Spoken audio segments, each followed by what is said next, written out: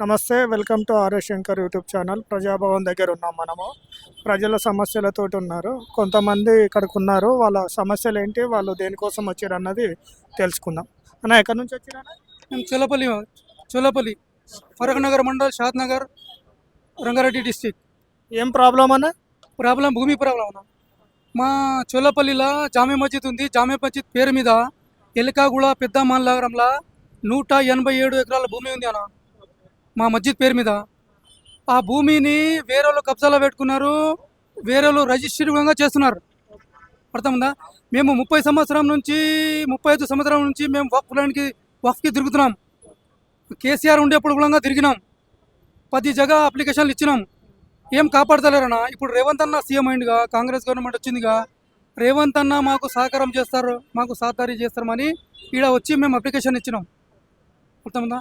మాకు ఆ భూమి వాళ్ళ వేరే పేరు మీద రిజిస్ట్రేషన్ ఆపాలి, అది కోరిక ఉంది మాది. 187 ఎకరాలు ఉంది భూమి. ఓకే, ఇప్పుడు లోపల దాని గురించి దరఖాస్తు ఇచ్చారా మీరు? ఇచ్చినాం దరఖాస్తు ఇచ్చినాం. ఓకే, ఏమన్నారు అప్లికేషన్ ఇస్తే? మేము మెసేజ్ పంపుతున్నాం, మీరు రాండి, వచ్చిన తర్వాత మేము దానికి ఏముంది వెరిఫికేషన్ చేస్తామని చెప్తాం. ఓకే, ఇప్పుడు వాళ్ళు అక్కడికి వస్తామని చెప్పారా వెరిఫికేషన్ చేయడానికి? అది వచ్చిన తర్వాత మొత్తం చెప్తామని చెప్పినాం సార్. ఓకే, ఎన్ని రోజులు టైం పడుతుందని చెప్పారు? ఒక 10 దినాల టైం పడుతుంది. మీ ఫోన్ నెంబర్లు రాసి ఇచ్చారా? డీటెయిల్స్ అన్ని ఇచ్చారా? ఫోన్ నెంబర్ ఇచ్చినాం. ఫోన్ మీద మెసేజ్ ఇస్తామని చెప్పిన శివ మాకు సహకారం ఇస్తలేడు. ఎప్పుడు వెళ్ళినా నాకు బిజీగా ఉంది, పని ఉంది అని వెళ్ళిపోతాడు. ఆ రైతులతోనే ఎవరితోనో ఎకరా 2 ఎకరాలు 4 ఎకరాలు అమ్ముకోతాడు. ఏదో లంచం తీసుకుతాడు, నాకు తీసుకుంటాడు. నేనే సర్పంచ్ చోలపల్లి. అక్కడ మా విలేజ్ మసీద్ అది. ఆ డొనేట్ ఏమో ఇక్కడ చేశారు వాళ్ళు. మా పెద్దవాళ్ళు తిరిగారు, మేము తిరుగుతున్నాము. దగ్గర ఇప్పుడు 6 నెలల నుంచి కంటిన్యూ తిరుగుతున్నాం. మరి మీరే సర్పంచ్ అయితే మీ ఎమ్మెల్యేని కలవచ్చు కదన్నా మీరు? కలిసాము.